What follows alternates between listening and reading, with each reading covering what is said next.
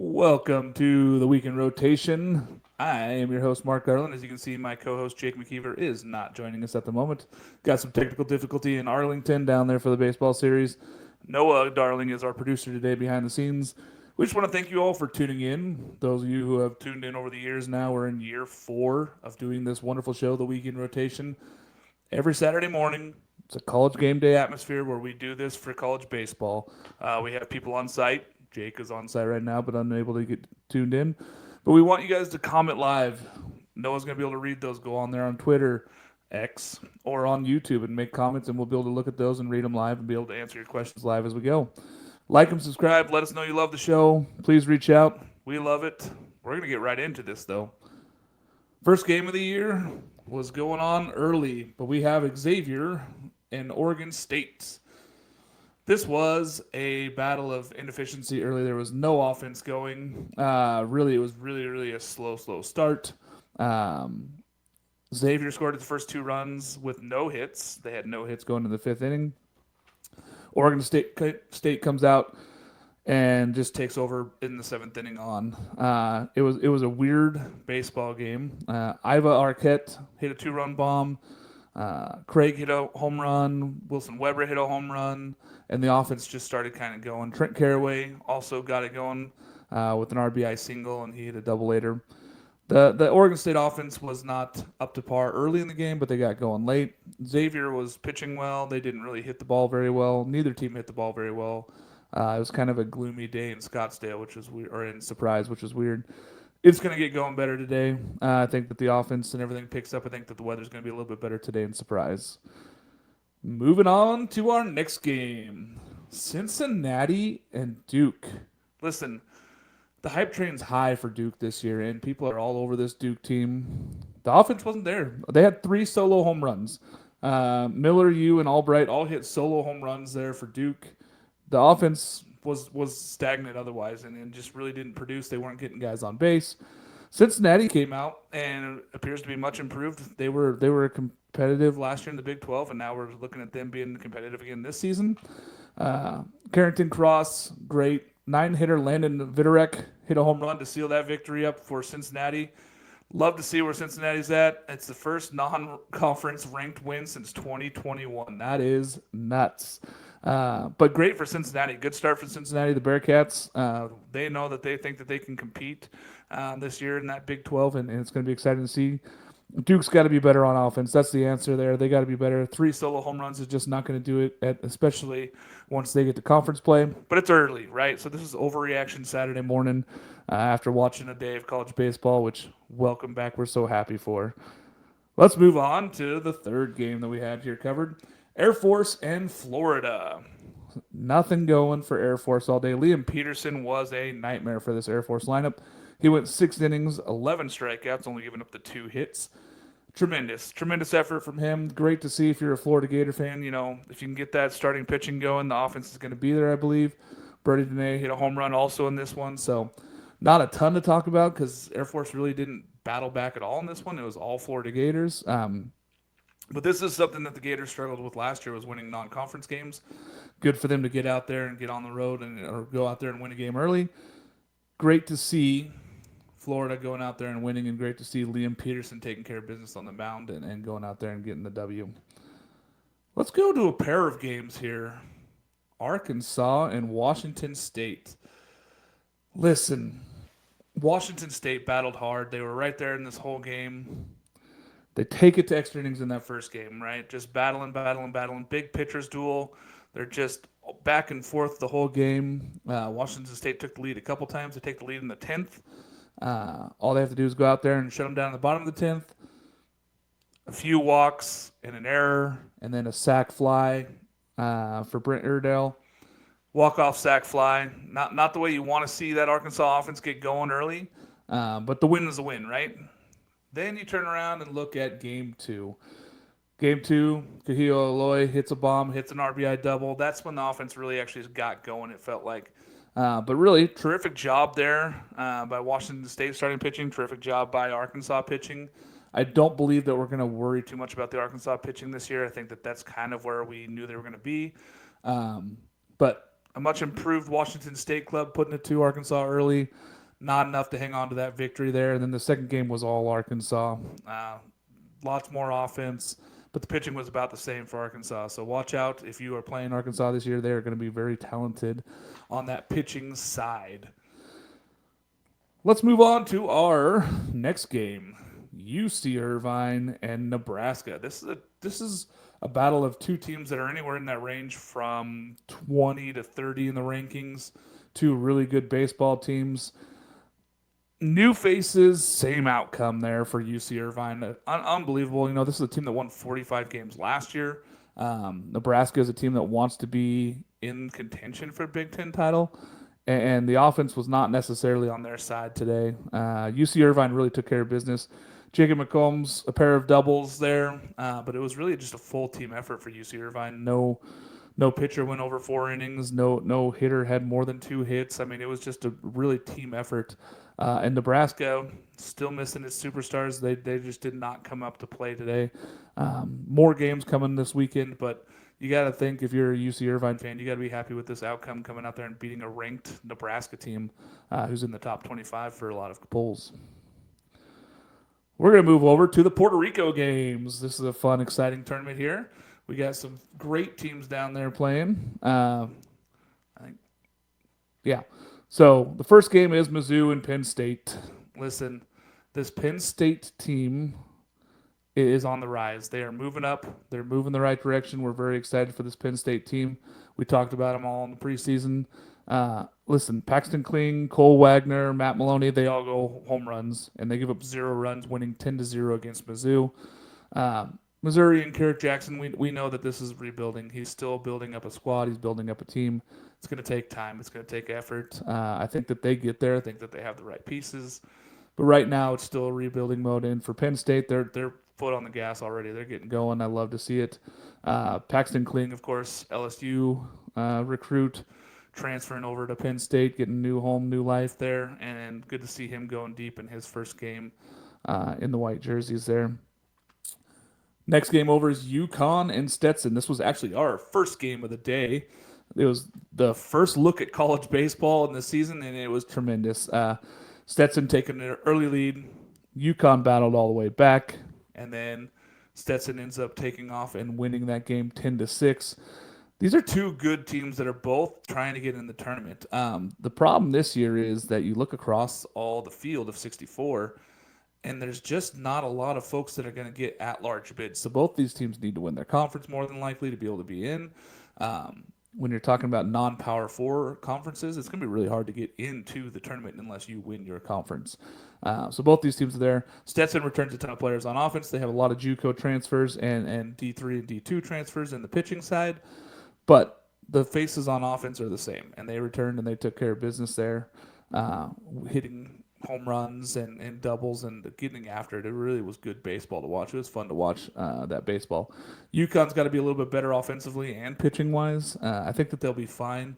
I think that this is just a really underrated Stetson team. I think that they're going to be really good this year with all the returning offense. So people are going to have to keep an eye out. But they're a senior team. Lots of players with lots of experience. So watch out. And this was a tournament team from a year ago. Virginia and Michigan. This was the matchup we were all waiting for on opening day. So another one of those highly anticipated matchups.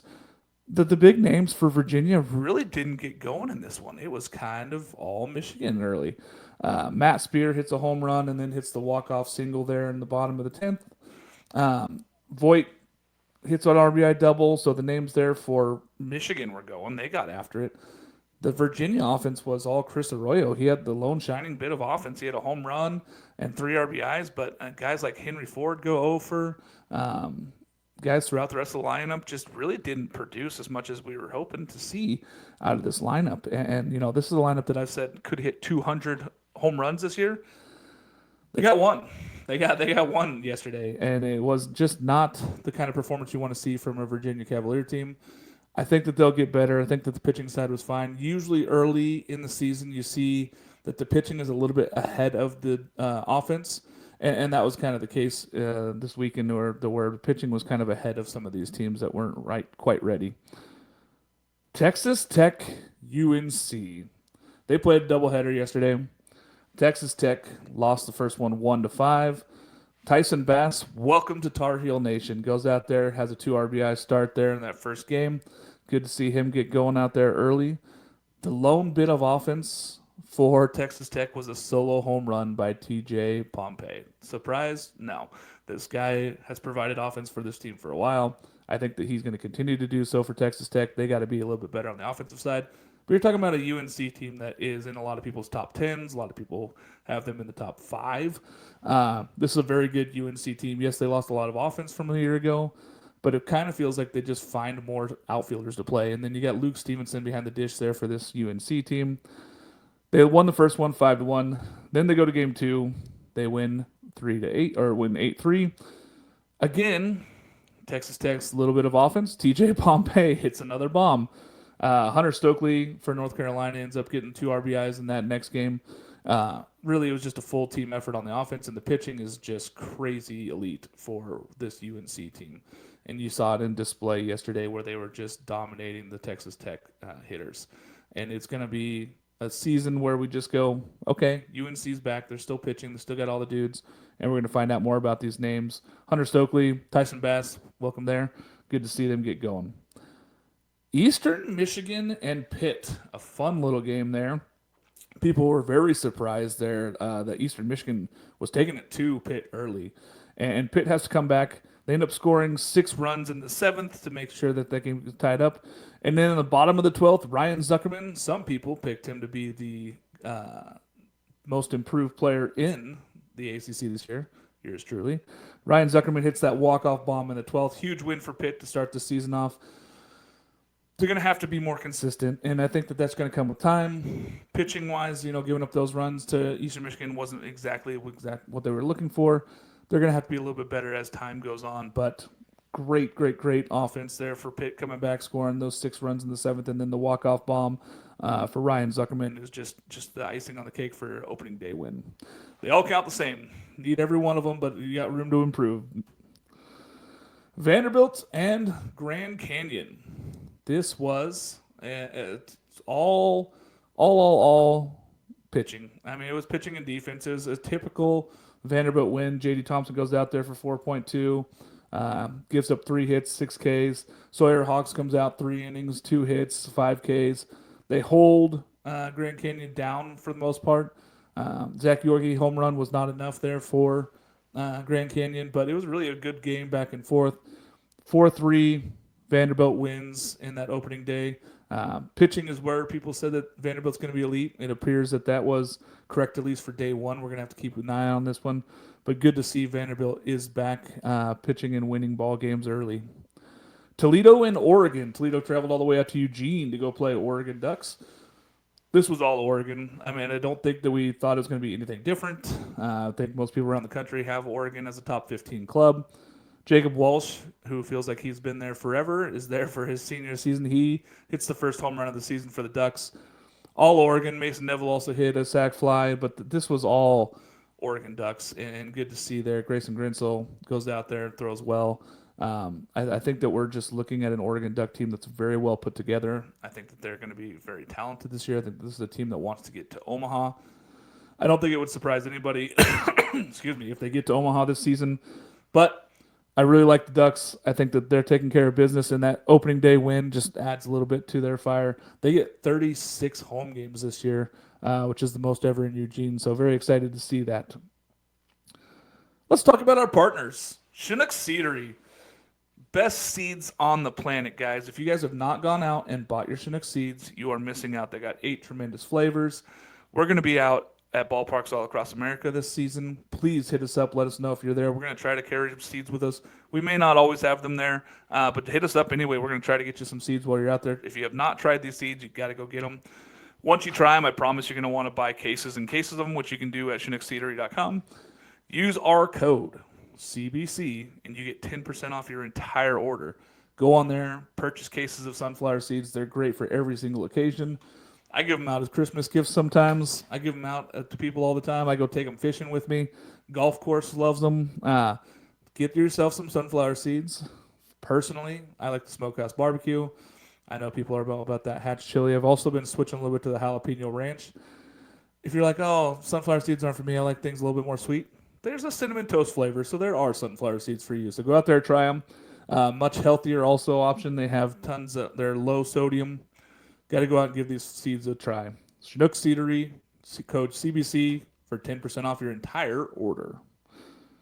Let's go to the Arlington games here. We had some fun. That first game, Oklahoma State and Clemson, back and forth all game. Knack threw well, had 6 straight strikeouts there for Clemson to start. Then he starts giving up some runs there. Oklahoma State is another team that's going to be battling all season. Clemson takes the lead in the 7th and holds on. 6-5 victory for Clemson. This was our only matchup between 2 top 25 teams in the day, and it really delivered. It was a great game. Oklahoma State battled, and they had the lead early. Clemson battled all the way back. I think that both these teams are tournament teams. I don't think there's any question as to them both being tournament teams. The big knock is whether they're going to be able to have the pitching. Both teams were good, so I'm very impressed. I think Clemson is another one of those teams that might be people's Omaha favorites. Oklahoma State's right there on the fringe also of trying to win that Big 12. But a big game there early in the season in Arlington. Good to see there. What they've done down there in Arlington is just tremendous. I love that they've put this all together, and these tournaments are getting better and better for college baseball, and they're being held in these big, big stadiums. And they're televised, which is helping out. I know that some of them are in Flow Sports, some of them are ESPN Plus. Go out there and watch some games. We got tons of games today to watch. Next game over, Louisville and Texas. Gasparino hits a home run early for Texas. They take a lead. They go all the way down. They don't score another run until the ninth inning. Nothing happens. Louisville gets 2 in the bottom of the 9th to send this to extras. Rodriguez hits a home run in the top of the 10th for Texas. They breathe. Okay, we got the lead back. We had the lead all game. Blew it in the 9th. We got the lead back in the 10th. Just hang on. Louisville comes back to score 2 in the bottom of the 10th to walk it off. It's just a crazy thing for our nightcap there in Arlington. Good for baseball. Texas has got to find offense, though. They can't have 2 home runs be their only offense for the whole day. They're going to have to be a little bit better. I know Gasparino is great. Good for him. Rodriguez, home run, great. But they got to be better throughout the lineup if they want to compete, especially now that they're in SEC this year. Louisville, good to see them get back on top and go out there and go get a victory against the top 25 team. A lot of people are all over the board on Louisville this year. They could be anywhere from an ACC contender to a team that's not even in the tournament. I think that they're a contender. I think that they have a lot of good pieces, but they need to score more also. Good to see, though, that this game was just a well-played baseball game through and through, and another walk-off. We had a lot of walk-offs last night. Arizona and Ole Miss. Arizona loses game 1-2 to Ole Miss. Welcome back, Hunter Elliott. He was just special in his return. We'll talk more about him a little bit later, but he goes out there and gets the win for Ole Miss. 5 innings pitched. Good to see him return. He hasn't pitched in 2 seasons, so good for Hunter Elliott to be back out there on the mound. It was just weird to see that happening and just taking place, but it's good for Ole Miss to come out there. Arizona, the lack of offense is frightening because this is a team that we looked at and said, okay, they're replacing all their pitching, which was elite from last year. They were up there in the top 5 in ERA. They had a lot of wins. Those starting pitchers all got drafted. They're all new, right? Okay. Well, the pitching wasn't the problem yesterday. The offense just never got going. Mason White had a solo home run, and that was it. They didn't do anything offensively. They couldn't get going. The extra base hits weren't there. The at-bats, they had opportunities to come back in that game, and they just didn't take advantage of it. And they struck out a lot of times with people on base. Left a lot of runners on when they just really never got going. They need to get that offense going. This Arizona Wildcat team has to be better. Chip Hale was not impressed with his offense yesterday. Ole Miss, good win for them to start the season, and good to see Hunter Elliott is back and pitching. Elon and A&M. So people looked at this and go, why? Why do we have this on the list? Elon was at 2-0 in this game in the 6th inning. Duffy hits a double. They take the lead. They had held A&M scoreless at that point. A&M gets a couple walks, loads the bases, walk in 2 runs, and then they score on a wild pitch to take the lead. In the 7th, it really was not a happy day for the offense on A&M. It really wasn't great. Ryan Prager was good, though, for A&M. 5 innings pitched, 1 hit, 8 strikeouts. And then Blake Binderup hits the home run in the 8th to really seal that victory 4-2 for A&M. First win for Coach. Good to see that out there, but you got to be a little bit better. And I think A&M fans were a little surprised that the offense was not better early in this game, especially against Elon, a team that you expect to dominate, especially for an A&M squad that is hopeful to be back in Omaha this season. Ohio State goes out to the desert and takes on Arizona State.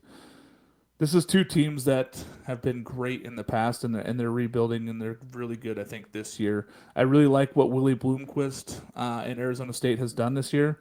I think that they're going to be really, really good. And Justin Hare, hired at Ohio State. We didn't think that the offense would be much this year.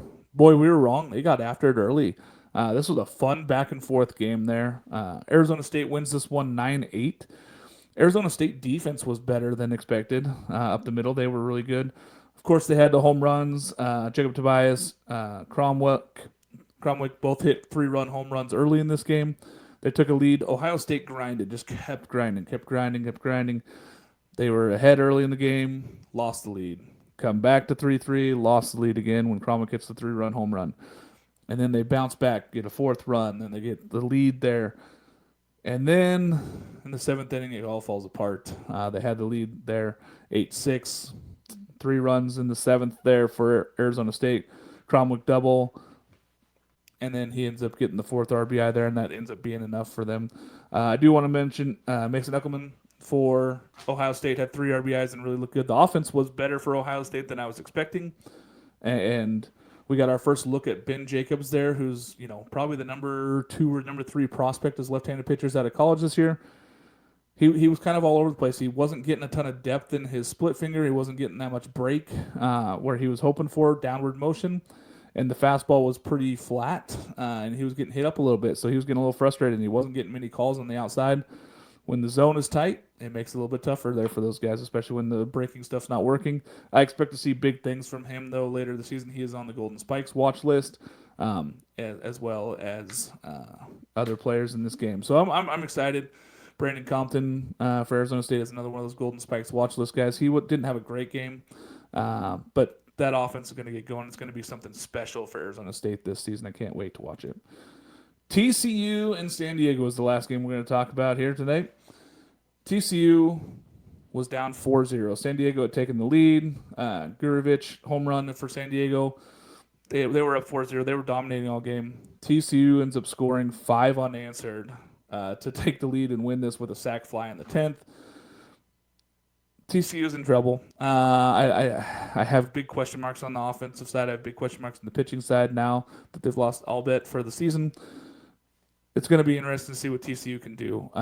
But they're put in a tough spot now where they have to figure some stuff out. They're a team that has grinded in the past, so see them there. And San Diego's a tournament team. They're probably going to win the WCC again this year. They're a really good baseball team, so TCU fans, it's not time to throw it all in, but I have big question marks. I'm worried about this TCU squad. Hopefully they can keep bouncing back and getting these victories when they do, but being this year in the Big 12, I don't have them in the top half of the Big 12. We're just going to have to see what happens. With Jake's bad service, does Chinook need to jump on? Hey, y'all take a co-host anytime from Chinook. You guys know that. You guys can jump on at any point and jump in and talk about baseball. I'm always talking about baseball with all sorts.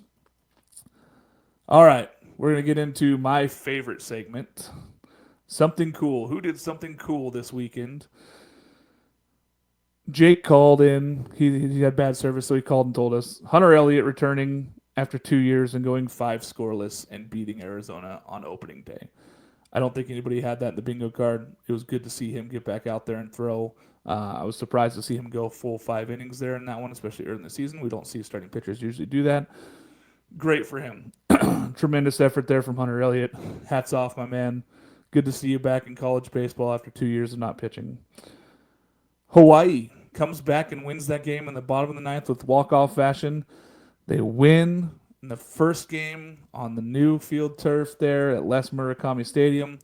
Unbelievable to see. As all of you know who watch this game, they're the last games we get to see every single day. So on opening day, they're our closing special. We love watching them late at night. We're always talking back and forth. We're messaging each other. So good to see Hawaii going out there, beating Marshall on that first day. One that I looked at and was, sometimes baseball it's just a game. Sometimes it's a game, and sometimes it's much, much more. Cade Blue's mom, Stacy, passed yesterday morning, and from battling cancer, and it was tough to take, and it was hard hit for the Auburn Tigers. Cade's dad and his mom both told him that morning that they really wanted him to go play. Cade goes out there and wins 4-1 against Holy Cross, but he also hits a home run. Like I said, we all come together. He wanted to be out there with his teammates and his friends and doing the game that he loves, and it was tremendous to see him go out there and go perform like he did, going out there and hit a home run and taking care of business and really doing it for his mom, and it was good to see. Our thoughts are with the Blue family, and Cade, congratulations on hitting that home run and just really being in the moment, and our hats are off to you, my man. Biggest surprise on day one. When I look across this, Arizona losing to Ole Miss and not putting up any offense was really just shocking to me. I think the lack of offense in Texas was a little bit shocking. Looking across the board here, you look at some of these games and you're just like, where are teams that are going to be out there? I think Virginia not getting any offensive production from any of its big names was very, very shocking. I think it's a big step for Michigan. I think no matter how you look at it, Michigan and Tracy Smith, they're doing great things, and go out there and winning that game early. Penn State going out there and scoring 10 runs in this early season is very good for them as well. And I think Arkansas coming back and beating Washington State, who's a much improved team, was something to look at on day one. What do I look for in day two? Who bounces back? Who comes back? I think A&M's offense gets better. I think Arizona's offense gets better. I think we see more from both Oklahoma State and Clemson. I think that they were both good. I think that they're going to both bounce back big. I think the Oregon State's offense starts off a little bit hotter today than they did yesterday. They're playing UNLV, who ended up beating Indiana yesterday. I think we see a lot of the same from some of these teams, but I think UNC, very happy with their performance. They're going to bounce back a little bit, though, with the offensive side. I think they're going to get going this season. And Arkansas, I think that they go out and they're going to dominate this Washington State team. As good as Washington State played yesterday in that first game, I think that Arkansas is that good, and I think they're going to take care of business. But I'm really excited to see what happens more with the offense there. And I hope we get more games like all the walk-offs that we had yesterday. It was tremendous. Welcome back, college baseball. I'm so happy to have you guys all back with us. Please like, comment, subscribe, go on there, visit us. If you guys have any questions, send us messages on X. We're out there all the time. We're at all these games. We're going to be all over across the country. We got tons of writers all over the country this year. We got ACC coverage. We got SEC coverage with Southern Fried Baseball. We've got the Big 12 and Big 10 being covered by Noah. He's doing the truck stop baseball. And then I got the West Coast for you guys. So please go on there and ask us some questions. We're going to have more hosts on in the weekend rotation all season long. Join us every single Saturday morning, 11 o'clock Eastern Time, 10 Central. You know that means 8 o'clock here for the West Coasters. But come on, join us. You guys can send out some questions live. We will post them on there, and I will answer your questions if you guys have them live when we get to the live question spot. So thank you so much for joining us here on the weekend rotation. Noah behind the scenes there for us. I'm Mark Garland, and as you can see, Jake is not here. So we'll see you guys next Saturday morning.